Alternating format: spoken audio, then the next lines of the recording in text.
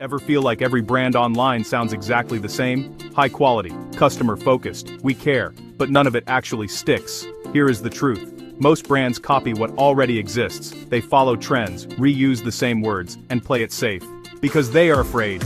Afraid of being different, misunderstood, or losing customers. So instead, they become invisible. But standing out is not about being louder. It is about being clearer. Clear about who you are, what you believe, and who you are speaking to. Because when you try to talk to everyone, you end up connecting with no one. Here is how to actually stand out. First, have a strong point of view. Say something others are afraid to say.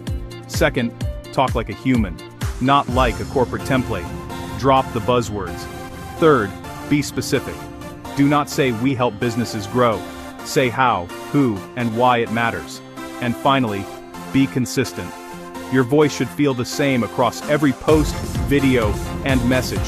Because the brands people remember are not the ones that sound perfect, they are the ones that sound real.